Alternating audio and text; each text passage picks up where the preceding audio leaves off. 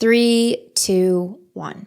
So a boundary is an expectation or parameter that you set with yourself or with another person. Boundaries can be physical, they can be verbal, and they can be actions. I think sometimes when we set boundaries, we only think about communicating boundaries, but we can also exercise boundaries in our behaviors. Gaslighting is when people try to convince you that something is your fault when it is not, or when they try to convince you that the problem is you and not them, or that the problem is something else and not them. It is a protective strategy to not be at fault for self.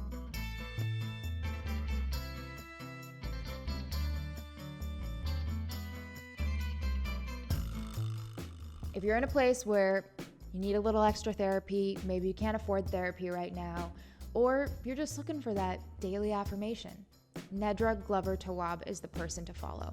She's a New York Times best-selling author, licensed therapist, and a heavily sought-after relationship expert.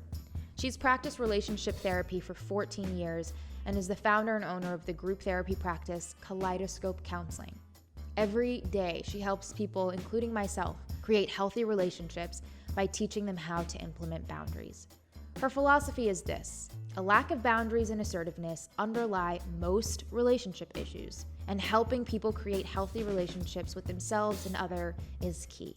She's recently published a book called Set Boundaries, Find Peace that has just been an incredible gift to give to yourself and to others. I can't wait for us to delve in.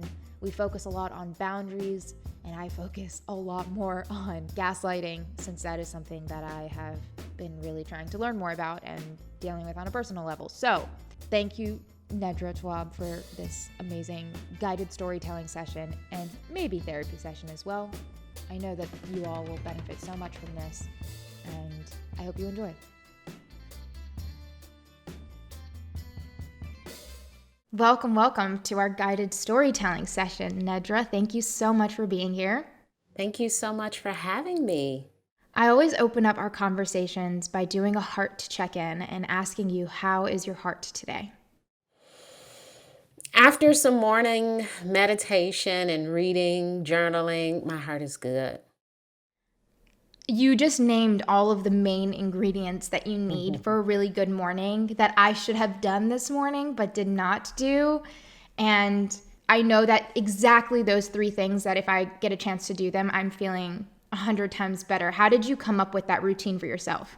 Well, I noticed that I was starting the day just feeling hurried and not in tune with myself. And so I started this practice maybe 2 years ago, just waking up and reading, journaling, tapping into myself before moving on with my day. And even sometimes when the morning routine is a little reduced, I try to come back to it at some point in the day to just have that time to myself. And it does really help.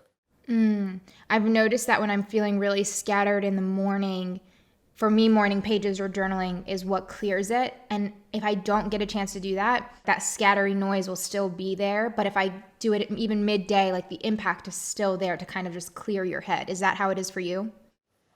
Absolutely. I've been reading this journal, and they give you like, think about this during the day. And the other day I was like, throw this whole day in the trash. And then I thought about that thing that they said think about.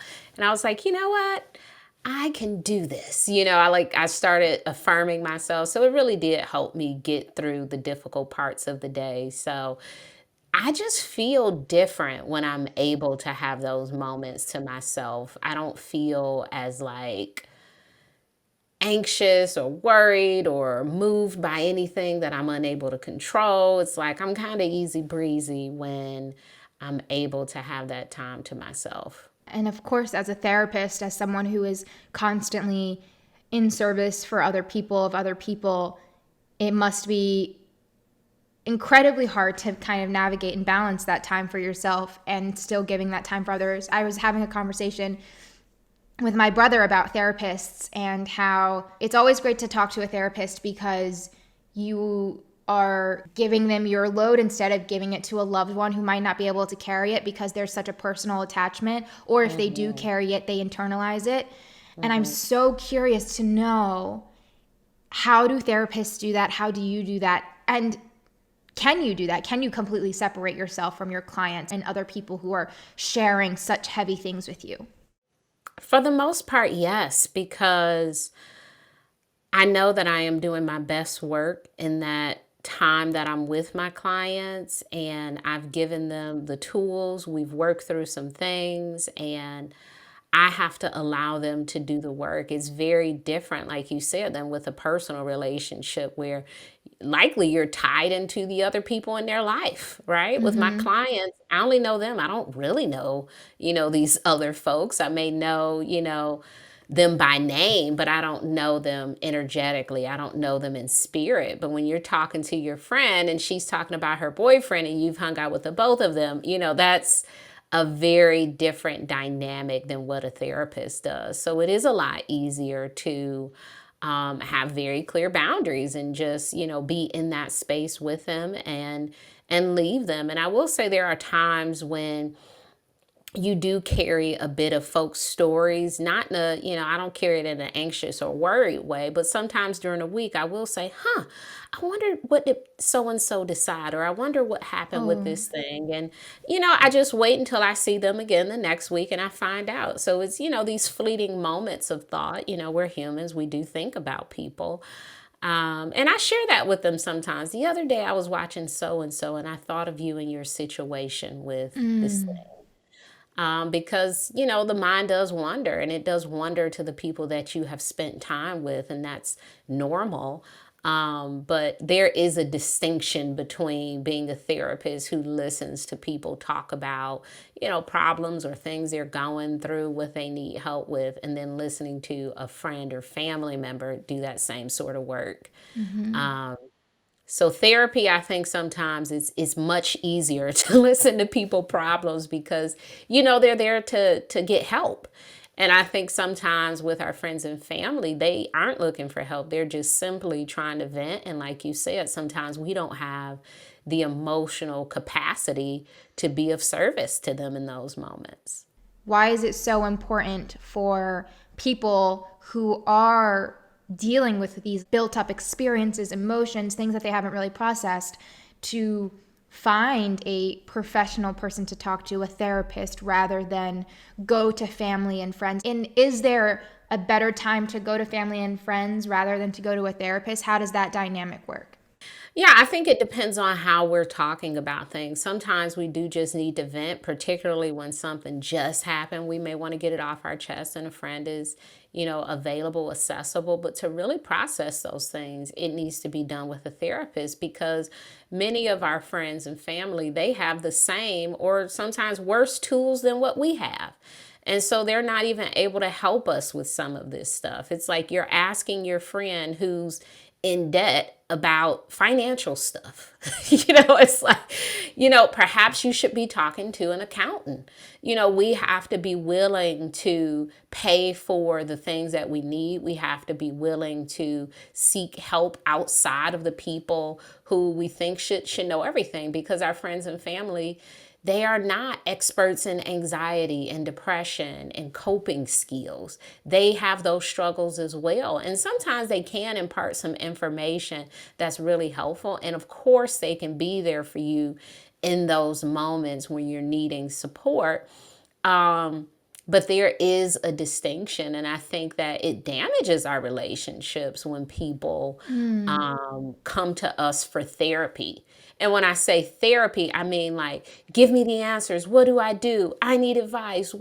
That is very taxing on a relationship when you are the decision maker for someone, or when you have to constantly help them get through these things or advise them. That's when we know, oh my gosh, my friend, my cousin, my whoever, they need to seek some therapy and maybe not be speaking to me about these issues, because it's starting to impact me. It's starting to impact how I interact with them, or, how I feel after the phone call.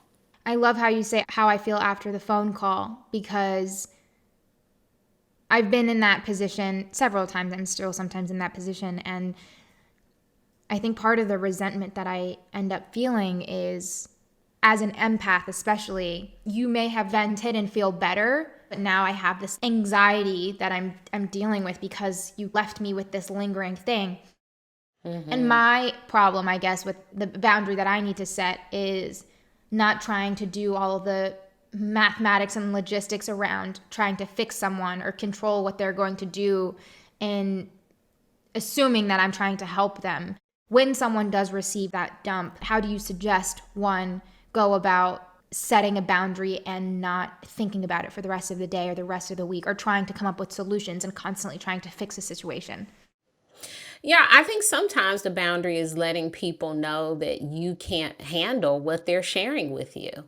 And I've been in a situation where I've told somebody that, like, I cannot listen to you talk about this issue in this way. Like, it is taxing on me. And the person said, well, I just feel like you should listen.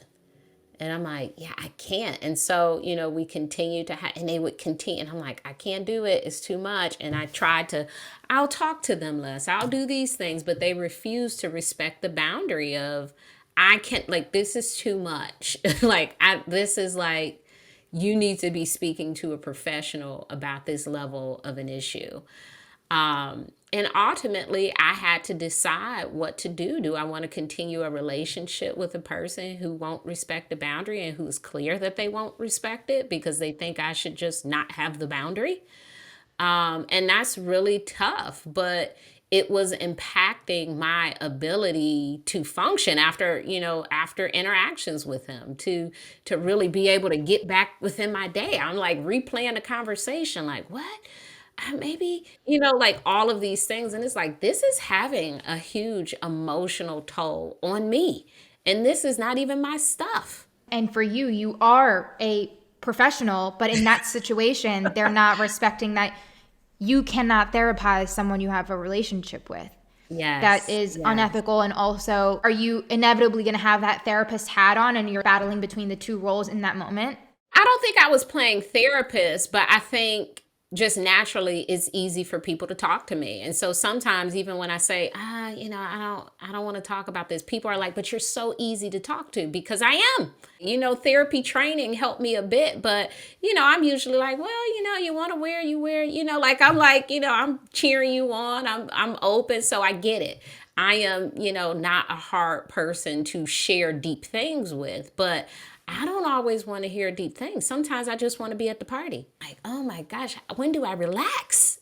It's like, I want downtime. Like I am committed to helping others. And so in personal relationships, it's important to have that balance of we are present in this moment and not always in your stuff. And when it starts to spill over to we are always in your stuff, and I set a clear boundary, I have to think about, how do I want to conduct myself in this relationship?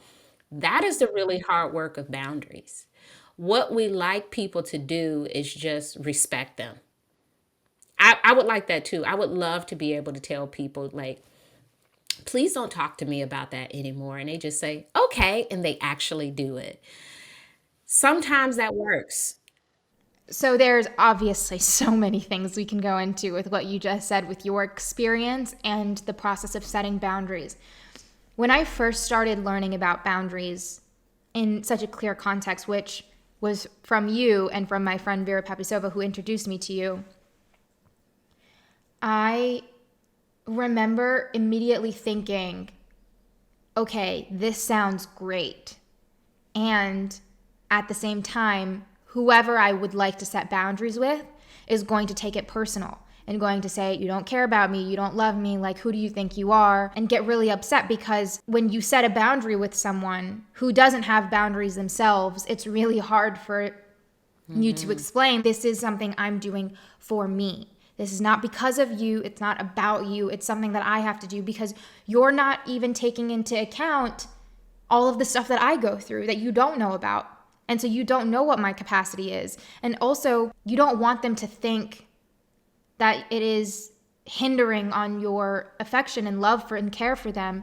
But immediately, especially when you are setting boundaries, I think that that's like the first response that you're typically going to get.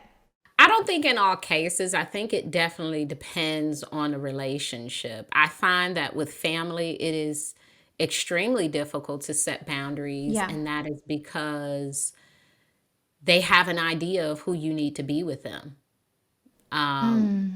If you're a daughter, they have a certain idea of what daughters are like. If you're a son, they have a certain idea of sons, cousins, sisters, brothers, all of these things. They have an idea of how you should act. So when you say things like, I'm a mom too, and I want to spend Mother's Day in this way, it's like, no, daughters don't do that. And so there is this like, well, you can't have a boundary with me. And it's like, actually, I can. And I understand, that you may not like this boundary, but I am entitled to have boundaries. You're trying to set a boundary with me, and you're entitled to have that boundary. It sounds like we don't agree on the boundaries.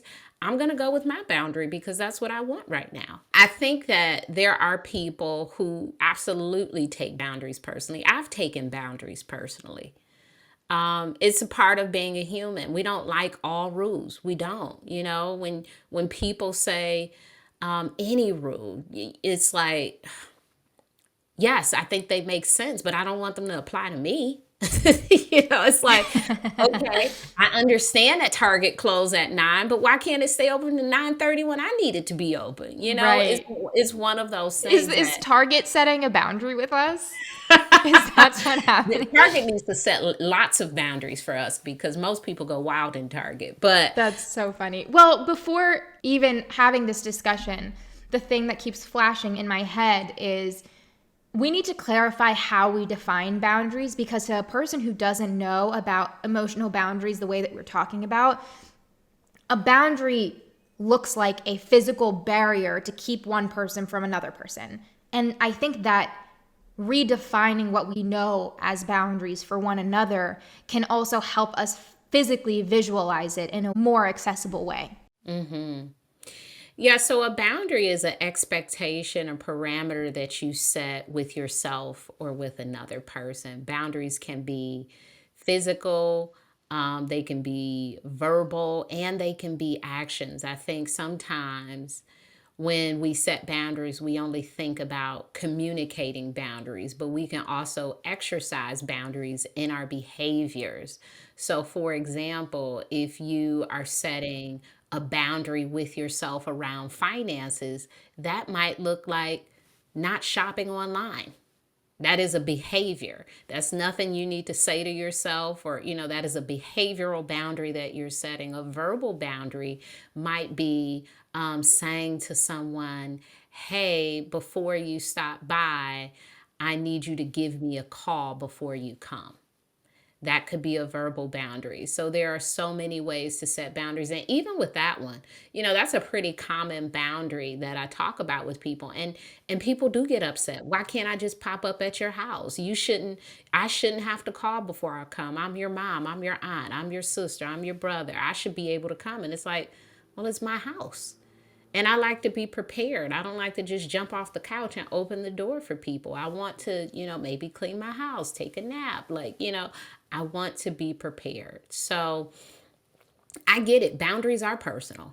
They are personal, but they are not meant to be offensive in many cases. It's actually meant to be a safety precaution for self. It's meant to be a self-care practice for self. It is not meant to harm other people. If my self-care practice is taking a shower and straightening up before people come over, you can help me do that by giving me a call before you come over. So that's not, I understand that you want to be the special person in my life that could just pop up whenever they want to, but that doesn't work for me. Please don't do that to me. And there could be other people in your life who don't mind it, but I'm saying that I do. I think that's the biggest thing. So many of us see people on the same plane. Well, if this person can handle it, why couldn't you? And we have this comparison. We over-compare within ourselves, with ourselves, and with other people. Well, so-and-so did this. Well, so-and-so looks like this. Well, so-and-so and so-and-so and so-and-so. And in our heads, we write this wild story that everybody had the same exact life and upbringing and has the same exact experiences and personal dilemmas that they're going through. What is a great way that you suggest people gain perspective without making things about themselves?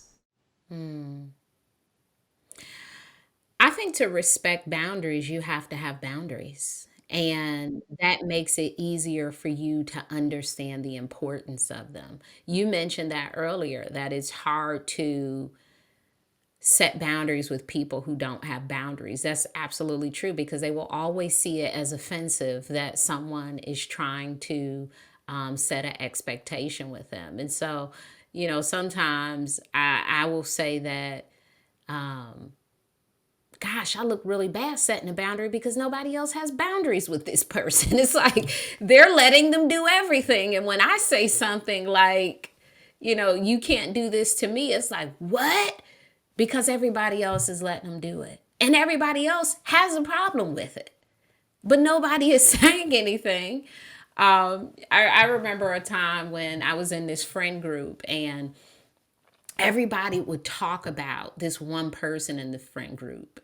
And I said something directly to the person like, hey, this thing doesn't work for me. And it was like, oh, I can't believe you said anything to her. And I'm like, everybody is already talking about her. Like, I'm so confused. Why don't we just request this thing that we have a big issue with? Like, I just came into the issue. I'm just going to mention it as protocol for operating with me. You all have an issue with it. You pretend not to, which is a porous boundary. That is, you actually have an issue. You're just not saying anything to the person. So that is a boundary issue. When a healthy boundary is to say, hey, you show up late to this thing or whatever it is, and I would like you to be a little more prompt. Say that to the person instead of whispering, oh my gosh, she said again, all of this stuff. It's like, be direct. Be direct Be and say something direct. if that's what you want. Yeah. And also in your story and example, having a group of people talk about another person, I think that was something that, even from high school, I felt really, really uncomfortable with. And now looking back, I never had the courage to say something. I just distanced myself from the group of people who did that.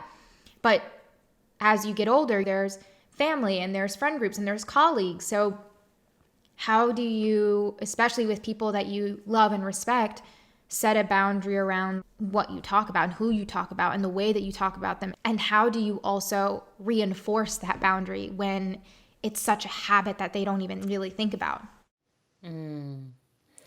Well, you can't change people, and the only thing you can change in situations is yourself. So if you've said to someone 2 or 3 times, hey, I prefer if you not talk about this person like that, and they continue to do it, now you have a choice to make.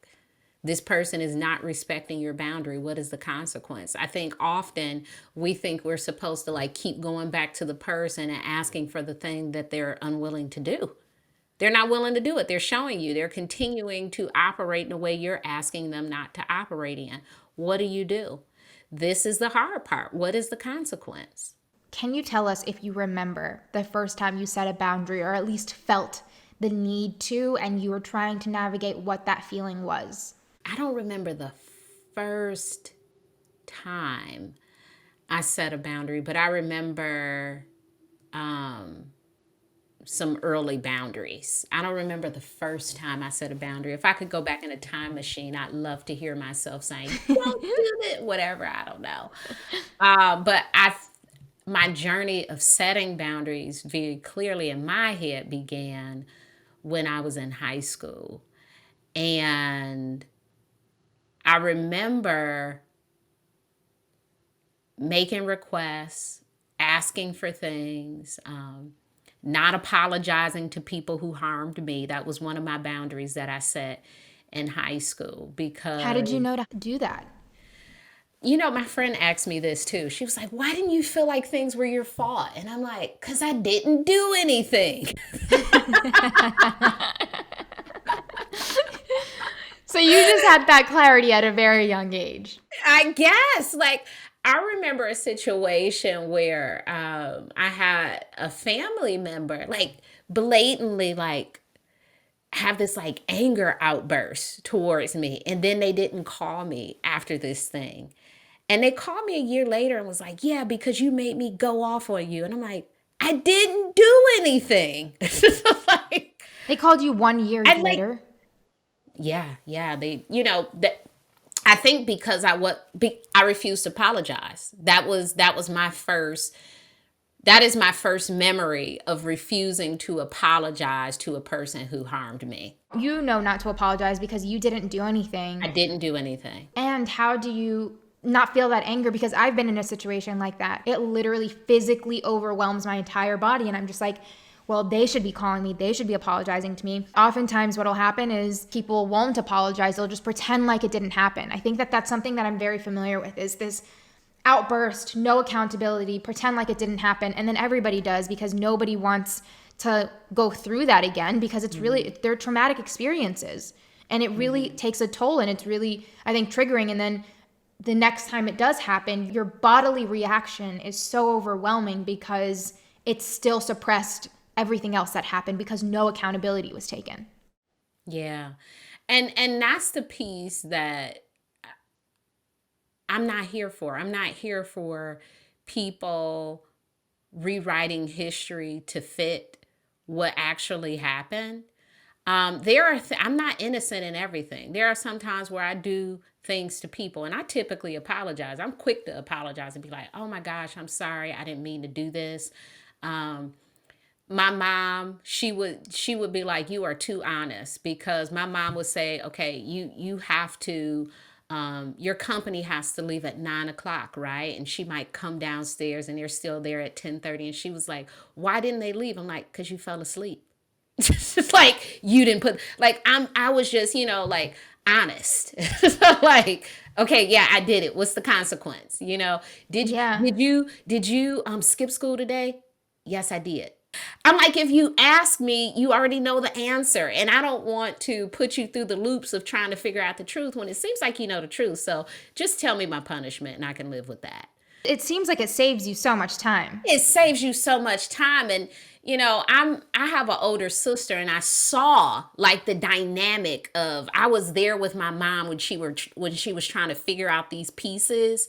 And I'm like, ooh, your punishment is actually worse if she has to like figure out stuff. And so my takeaway was, just be honest no matter what you do, right? Just say, yes, I did it, apologize, do whatever. And the consequence is just much easier. And that was, it was the truth. Like, my worst punishment was a week without the telephone. That's the worst punishment I ever received. And it was very effective because I love to talk on the telephone.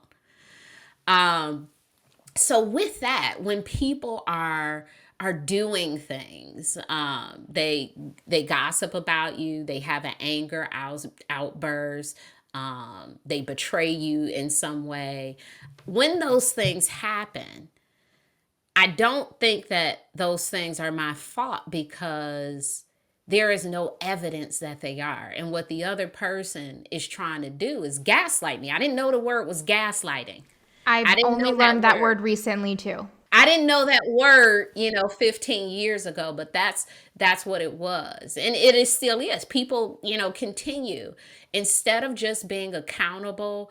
I had a situation recently where someone was just trying to make all these other things the issue. And it was like, this is gaslighting. Like, I'm not.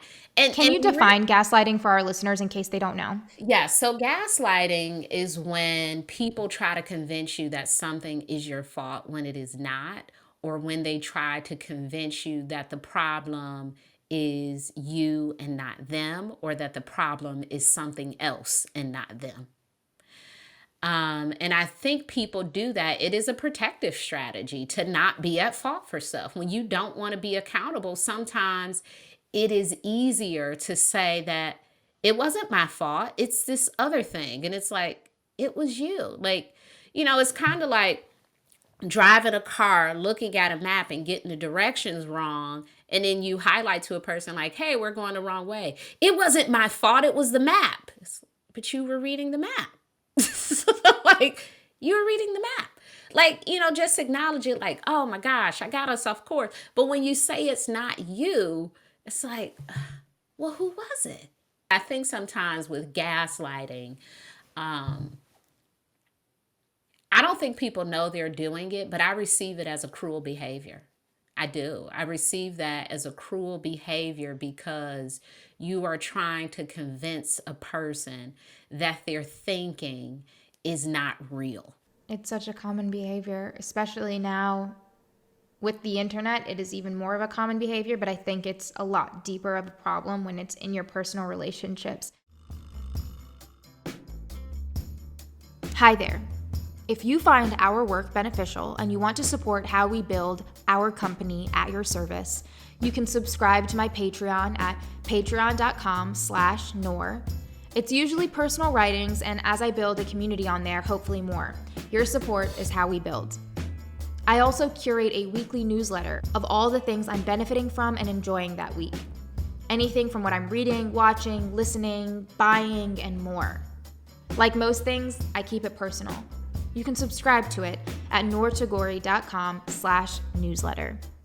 Now back to the story. When you are therapizing someone who you know is a gaslighter, the one who is committing the gaslighting, how do you guide them in realizing their behavior and giving them also the courage to change that behavior? Because I agree with you, it is a cruel behavior. The feeling that you get when you are being gaslit is trembling. It's such a big, hurtful feeling. And I think my go-to when it happens to like make myself feel better and protect the relationship is they don't know any better. This is how they grew up. This is how they were raised. This is how their own interactions and relationships have been.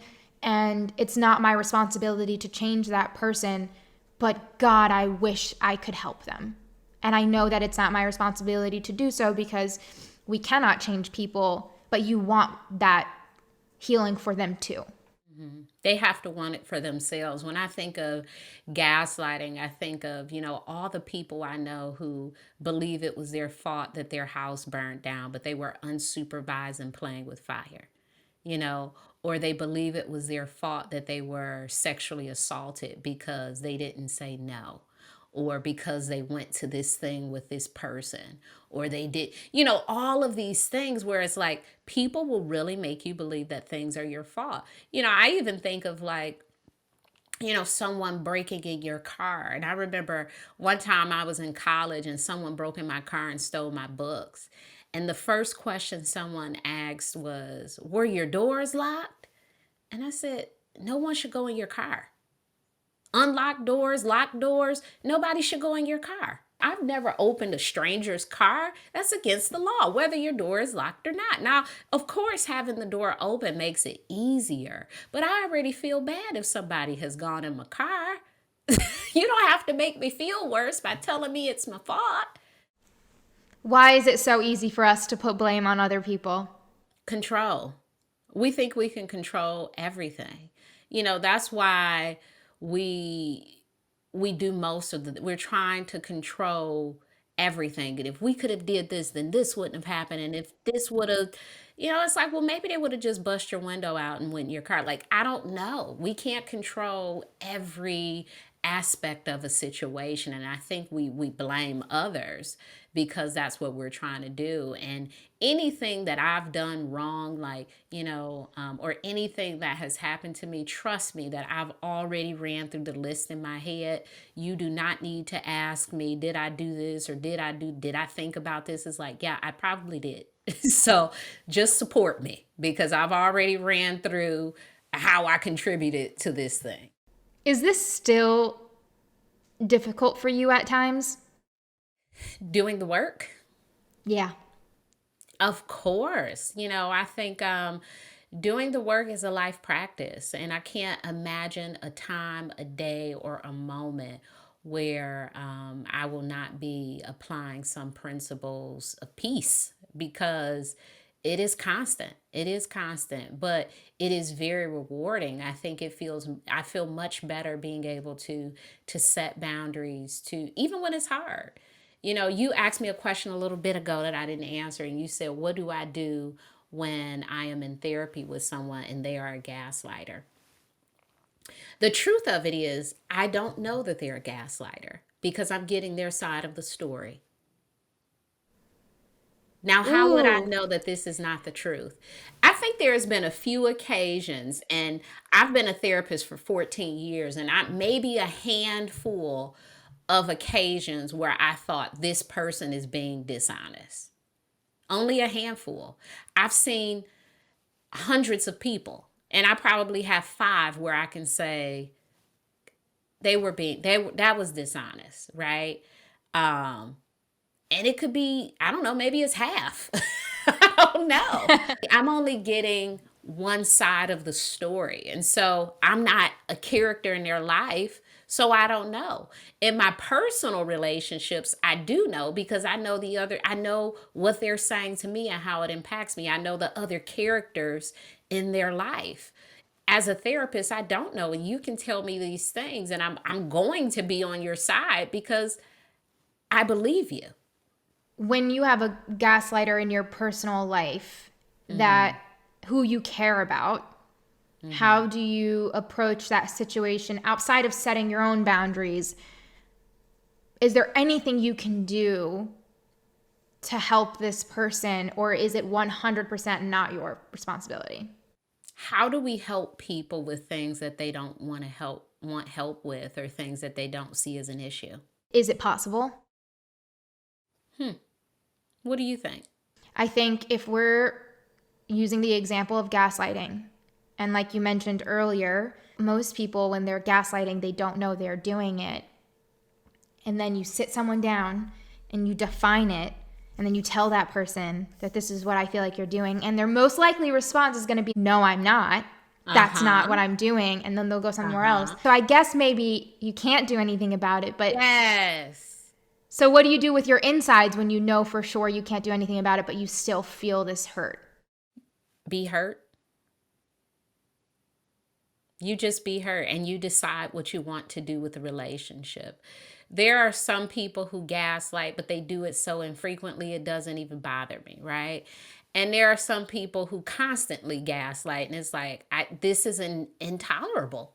This is intolerable to consistently have. So for me, it depends on the severity. If it's someone, I think maybe most of us gaslight at some point, right? If Right. you gaslight me once a year, maybe I could get past that. If you gaslight me 4 times a month, that might be a little problematic for me.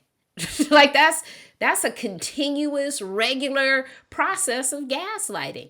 And then, if you're 4 times a month is once a week. So I'm in my head for like the whole week, and then you're back the next week with some more.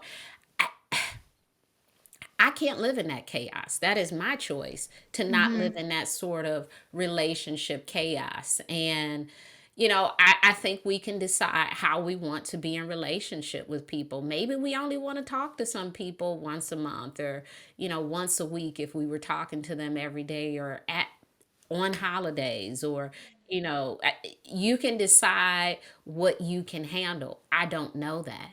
I don't think we can convince people that they are something that they aren't in their head. In their head, they aren't this thing. So, one of the therapy strategies that most therapists practice is not telling people who they are. It's just not effective. It's not effective for me to tell my client, you are a gaslighter. They will never accept that. People have to figure out who they are on their own. And that's typically when they accept it. When they start to understand, gosh, I don't have integrity. Gosh, I gaslight people. I manipulate people. That's when they're ready to change it. They're not ready to change it when I tell them, because they don't even see it as a problem. They see that you have a problem, not that they have a problem. And so, in telling people you're codependent, you're a gaslighter, you get really angry and you do blah blah blah, like telling people about themselves, um rarely does it work. Rarely. Because people start to see you as the problem. Which I think is often the case from the beginning, too, when you have something to say. A lot of people in our community, young people who are still living with their parents, still living with their families, and don't have an option to not be in that relationship or situation. I get so many questions about this when they're in, whether it be physically, emotionally, mentally abusive households, or whether they just retreat to themselves as much as they can, and then people in their families are like, they just want nothing to do with us. What guidance would you give to people who don't have a choice within their physical boundaries that they can set? We can set mental boundaries. There are times when we know the capacity of other people, and we have to set boundaries with ourselves about how we can be in relationship with them. For people who are at home and they need to be at home, the best thing I think that you can do if you're in a difficult situation is plan to be an adult and to create a life. What does that look like?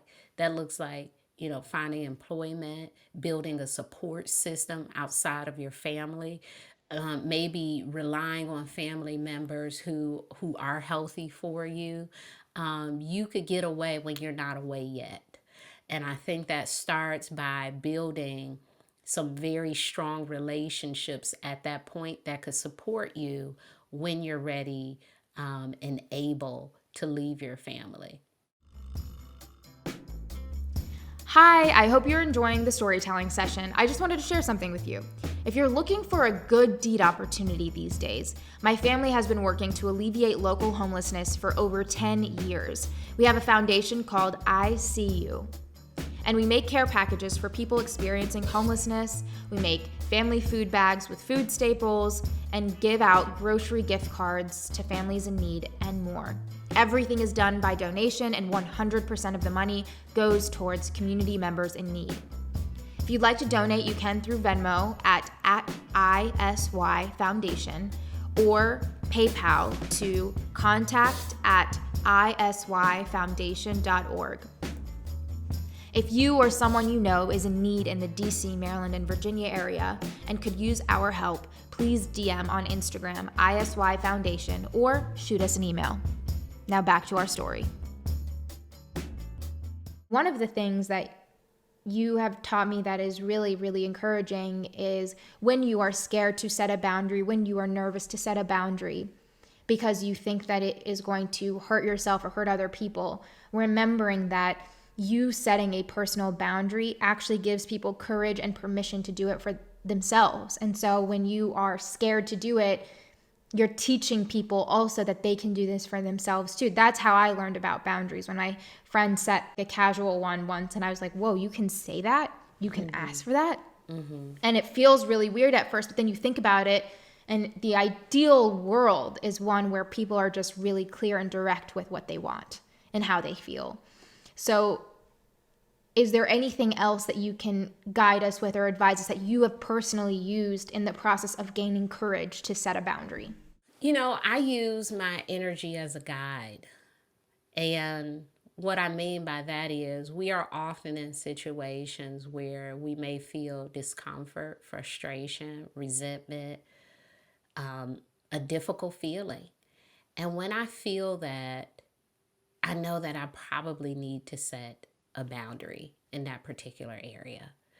And it is not easy to do that. I mean, sometimes I've set boundaries that I've had to say it or text it.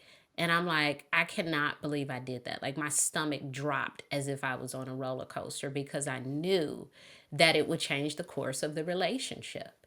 And that's really hard. But I also know that staying in that situation as is will not work. It won't work. It hasn't worked. And I've tried every single thing that I can. And this is the last thing I can do. And so I think when you get to that point of I'm setting this boundary, it's going to be very uncomfortable. You have to just deal with that discomfort, and that is allowing yourself to be sad, moving into, doing morning pages, meditating, surrounding yourself with supportive people, doing things that really build you up after you do this difficult thing, scheduling your therapy appointment, and, sharing with your therapist, I did this really hard thing. It is tough setting boundaries, and I don't, sometimes it's easier to set some with some people, and it's just, we know the people in our lives who, if you set a boundary with them, it's like the ultimate offense to say, whatever you need to them, because they feel like you should be needless. And my thing is, when people say, I want you to be happy, I want you to be well, which is something I think we want for most of our loved ones. If that happiness and wellness includes not having a relationship with you or having one with boundaries, want that for me too. Why do we run away from our feelings? Why is it so hard to do this kind of work? It's uncomfortable to feel things. It's even uncomfortable to be happy. You ever heard somebody say, like, I'm too happy? It's like, Yeah. And when they say that, it's because they feel like something disastrous should happen right afterwards. yeah. It's uncomfortable. And I think a lot of times when we're feeling stuff, we just have to feel. A lot of times as a therapist, people will start and say, I'm here to, maybe with grief especially, I'm grieving the loss of my father. I'm grieving the loss of this, and I'm coming for you to help me stop grieving. And I'm like, do you know why we grieve? Because we lost something. And grief is a sign that you love something and you no longer have it. And I can't make you get rid of that feeling. I could sit with you as you grieve. I can help you re-engage in life. I can help you figure out some ways to manage your grief. But I cannot help you get rid of grief, because you will grieve as long as you need to. And if you try to stop this process, you're going to be grieving even longer.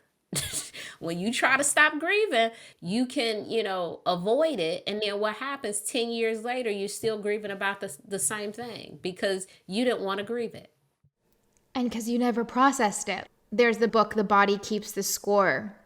And I keep that line, even just the title of that book, kind of ringing in my head, because I think that most people, at least most people that I know, do not believe that trauma is stored in your body. I'm a first-gen kid, and so many people that I know are first-gen kids too, and maybe your parents are still in survival mode sometimes. Maybe it's still like, you just have to move on, because that is what you had to do to survive. And it's a very hard mentality to let go of, because your self-worth is attached to that, your value is attached to that, the way that you engage with yourself is attached to that. If you decide now, I'm going to do something about it, then maybe you're terrified that all of the trauma that you suppress is just going to resurface and you're just going to break as a human being. But we are strong enough to handle it.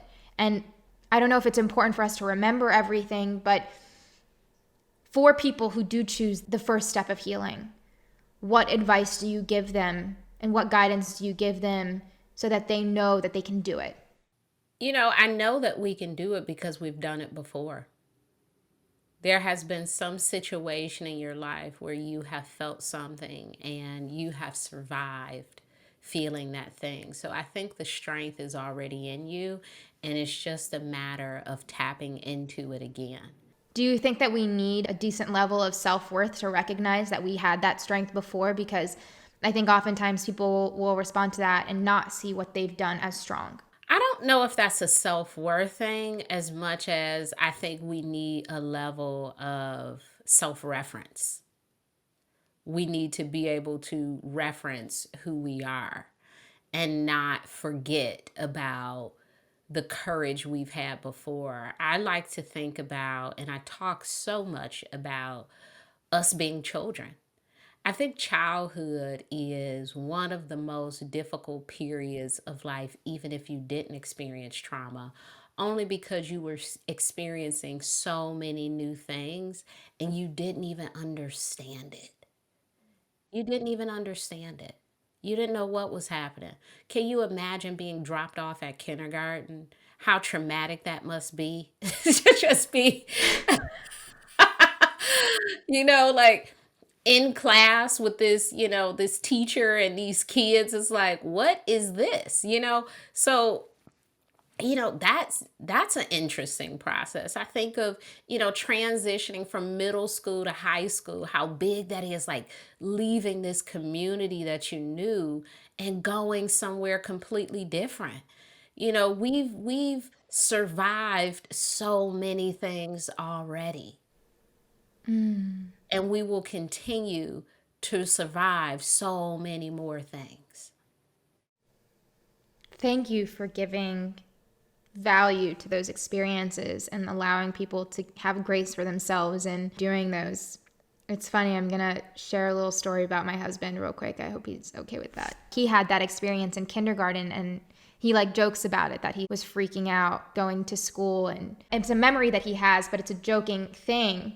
And now just hearing you say that, as children, that is so traumatic, and you actually overcame that from a very young age. At that time, it's almost a big grief or a big trauma that you're going through, but it's what we needed to kind of be able to handle the things that were going to come, because we're not starting from zero. Even when we lose someone close to us, we're not starting from zero. We have lost before and before and before, and so we are built for this, we are trained for this, and sometimes you just need a guide. Who writes a guide on how to reclaim yourself and set boundaries and find peace? And I am learning that this is a Bible for a lot of people right now, especially during COVID. And one of the things that you talk about that I think is really interesting is the process of setting boundaries with yourself. What does it mean for someone to set boundaries with themselves? I mentioned the financial one earlier, where, your financial boundary with yourself might be no online shopping. I think, sometimes I get a lot of messages on Instagram where people say, my ex keeps calling me. Don't answer. That's the boundary. Like, that is a boundary for you. You can't stop your ex from calling, but you do not have to answer. You could also block them. Also, you could tell them, please do not call me anymore. There are so many things that you can do to be the powerful person in your scenario with other people. We don't like to do that. We like people to just get it. We want the complainer to just one day wake up and stop. We don't ever want to tell them, hey, this is too much for me. And when I get off the phone with you, I need a therapy session. We never want to tell them that. Because we don't want And to we hurt wouldn't people's tell them that. feelings. Yeah, we unintentionally hurt people's feelings all the time. I think, how do we avoid hurting someone's feelings? Because we never really know what hurts someone's feelings. I remember a friend one time, my husband and we were double dating, her husband, my husband. And they were like, well, you guys get in the front seat because you're shorter. And I just got in the front seat. I didn't think anything of it. And then her husband, when we got out to the restaurant, he apologized to us like, oh my gosh, she was so rude. I'm so embarrassed. She called you guys short. And I said, we are shorter than you. If you're 5'11" and I'm 5'4", I am shorter than you. I don't have a complex about being called short because it's true in this scenario. I don't feel like I didn't take offense to it. And my husband said he didn't take offense to it. But I thought it was interesting because they thought they were hurting our feelings. And I said, no. And maybe other people would care. That wasn't my thing. Like, I was like, all right, shorter people in the front, like, okay, I'm the short person. I'm like, these are tall people. It wasn't personal. It wasn't personal. Like, she was right. She was like, y'all short, y'all. I'm like, okay, yeah, I'm short. Like, you're Wow. 5'11". Yeah. Why do we take everything personally? Because we're humans. And I think there are other things that I would take personally. It's just not that thing. Like, we all have our stuff. There are some things, I know, like with social media, people talk about like FOMO. And so they'll say like, oh my gosh, I saw my friends doing this and I felt like this. When I see my friends doing stuff, especially in a pandemic, I'm like, thank goodness they didn't invite me. I don't want to go nowhere. Save me from saying no. Yes. Oh my gosh. That's like Elsa Majimbo, her TikToks and her reels, where she's like, you're doing me a favor when you cancel your plans. I was going to do it. Yes. It's so funny. Yes. Like, I please love don't it. have anything. Like, and if you do, hey, and sometimes, sometimes I'll, afterwards, like, how was this thing? If my husband goes out and I don't want to go out, I'll say, hey, text me their menu. Like, I don't even want to go. Just text me the menu. All I want is the food. I don't want the interaction. Just bring me a plate back. I love that. Y'all have fun. And I will watch Handmaid's Tale. You have to set boundaries with that show. That is a show we set boundaries with. Well, I started watching it at the beginning of the pandemic and I turned it off. I was like, I cannot watch this. This is too relevant. I have been saying that watching Handmaid's Tale now without the last person in the presidential office feels a lot better, because when we were watching it the last 4 years, it felt like a documentary and not science fiction. And so I would only watch one episode at a time. It's funny. We naturally know how to set boundaries with things that we're like, I can't handle watching. I did a documentary on the sex trade in the US, and during those couple of years, I could only watch cartoons.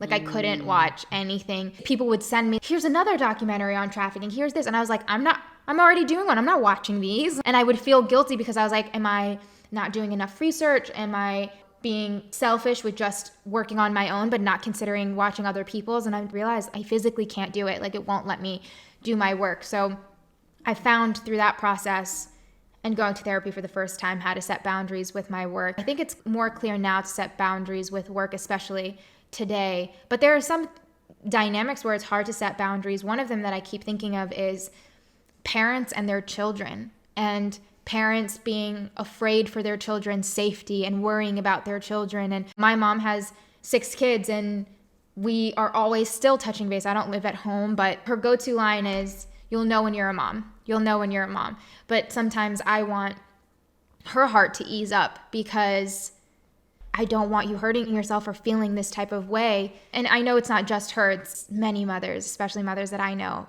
How do you advise people on a dynamic that is so like, you are a part of me physically? I used to live in Detroit, and I grew up, born and raised in Detroit, and I had a house there, and I don't watch much news. I'm just not into the news very much.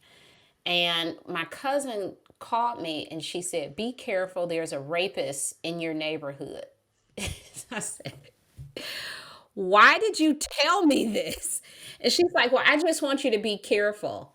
You want me to be scared. Like, I don't even know what I could do outside. I mean, I'm already like hyper vigilant around, like, have your floodlights on if you come in at night, carry your mace. Like, I'm doing all the things I can do as a single woman to be careful. Now I'm on the edge of my seat about a rapist. Like, do not tell me stuff like that. But it was her anxiety trying to like protect me in some way. And I'm like, this is just not helpful. Like, if you're anxious, don't tell me about it. Like, maybe say, hey, I'm going to come over there and spend some time with you. I don't know, but telling me to look out for a rapist, like, I was like, what? Like, this is just not helpful. And I think sometimes with parents, with family, they are really like, are you okay? Do you have enough money? Is everything is like, whoa. Text me when you get home.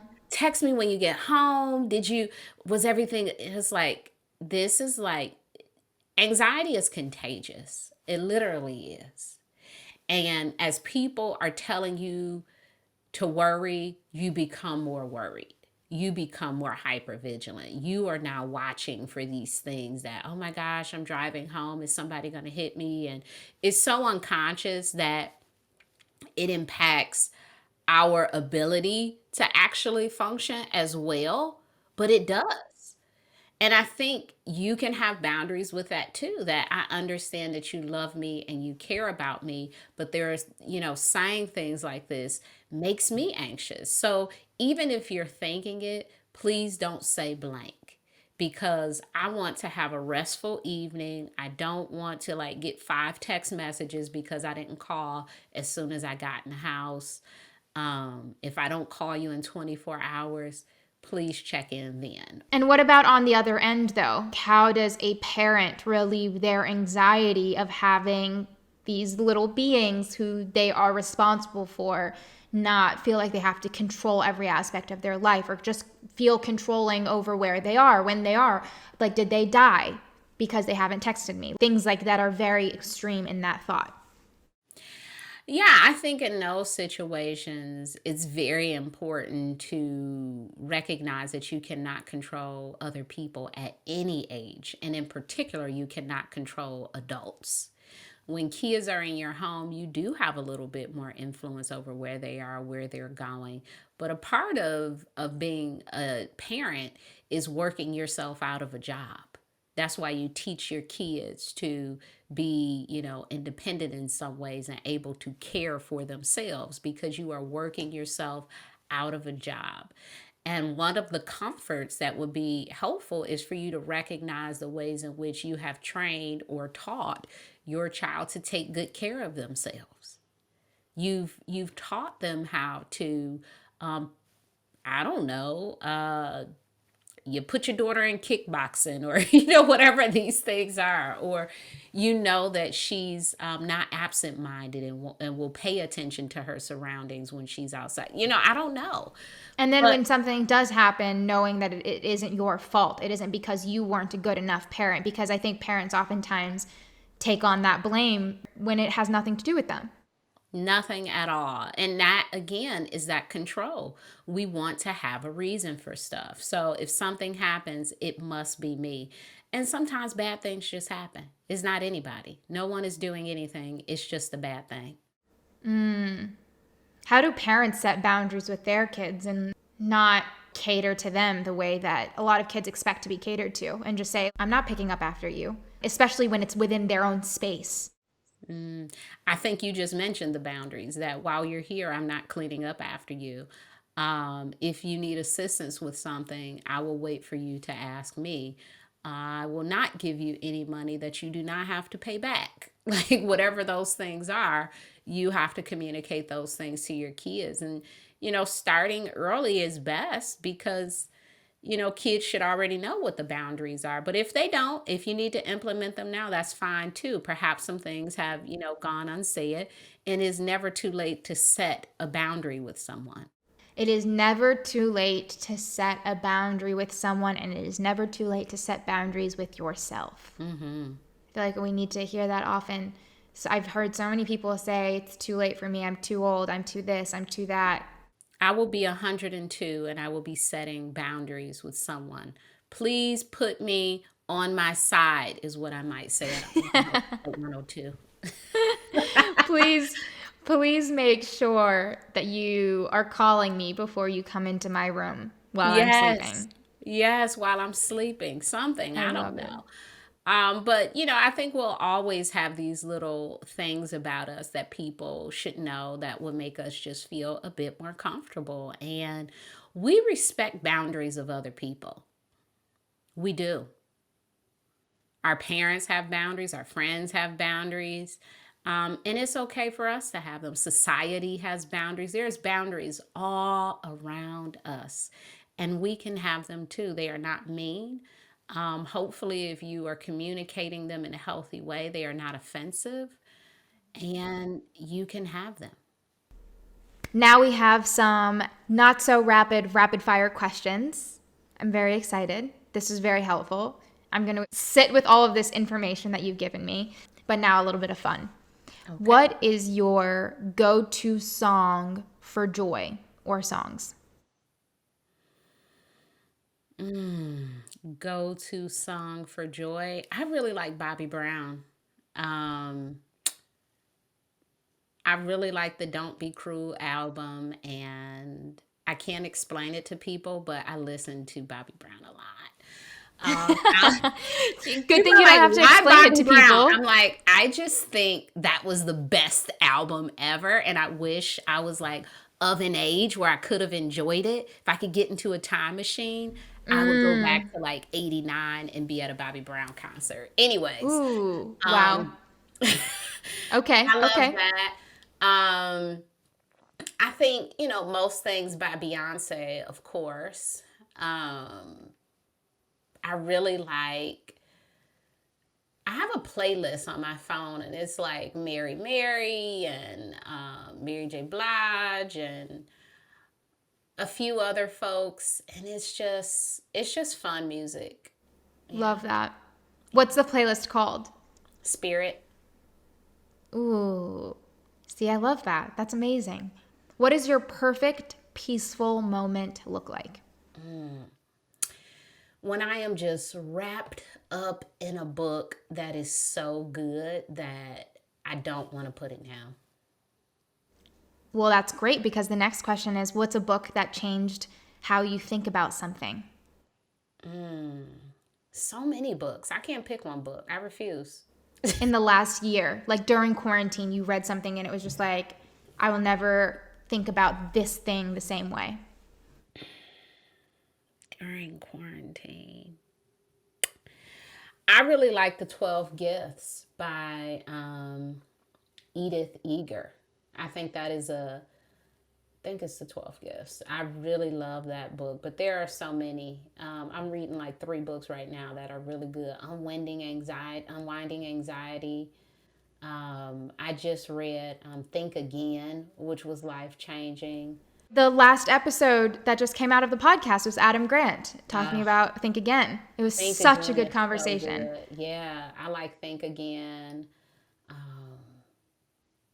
Books that changed my life. I think my top books that I love the autobiography of Malcolm X. That's my husband's favorite book. It is the best book about human transformation. It is. I mean, to see him go from Malcolm Little to Detroit Red to Malcolm X to Malik El Ship. I'm like, what? What is this life he lived? It was just, it's such a good story of how we can change.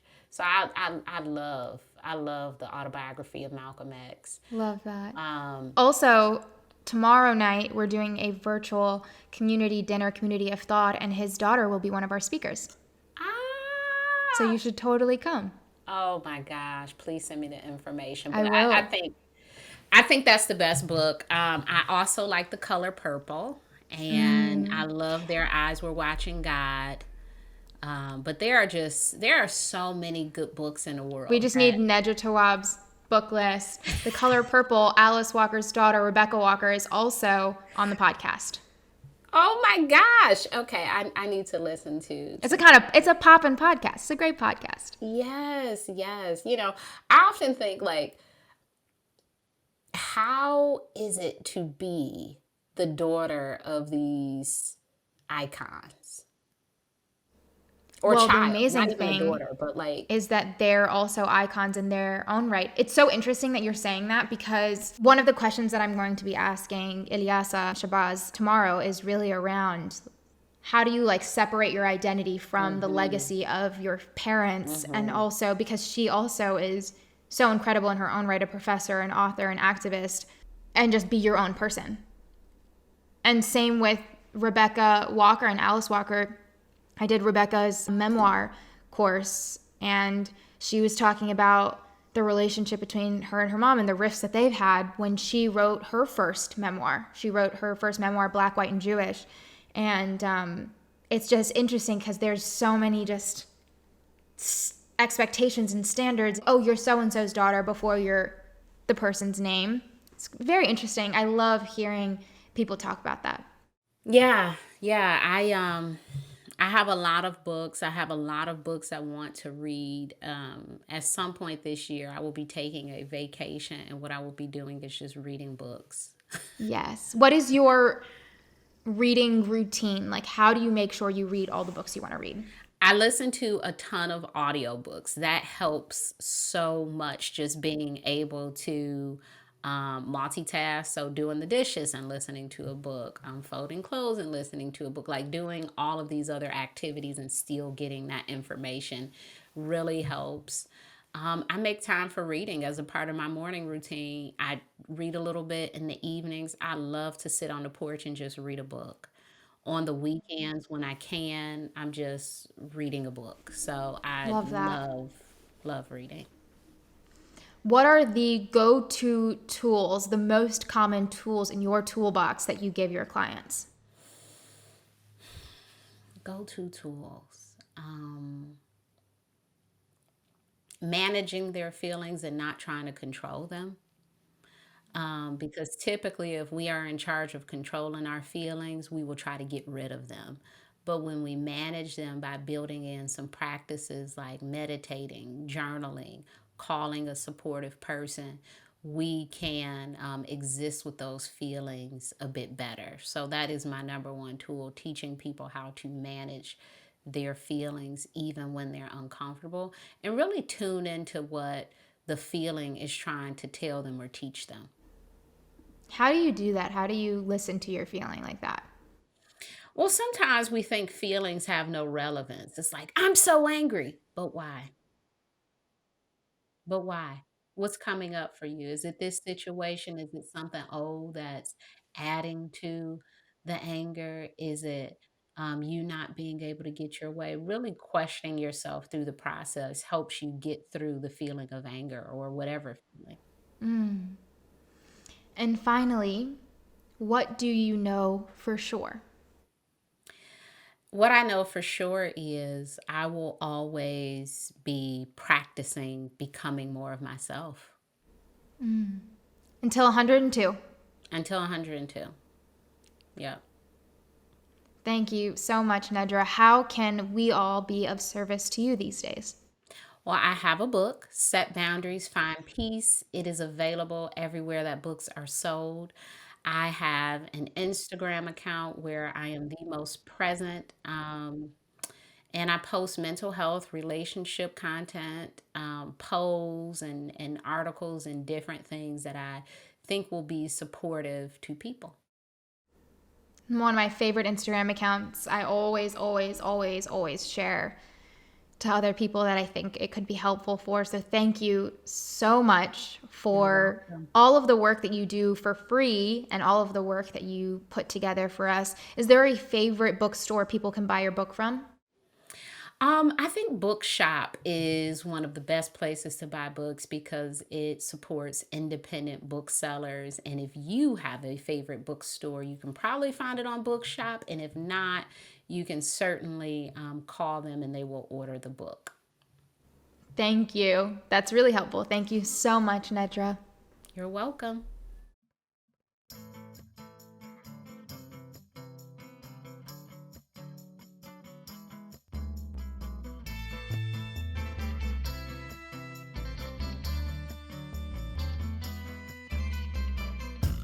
For more Nedra Tawwab, you can get her book, Set Boundaries, Find Peace, wherever you get your books.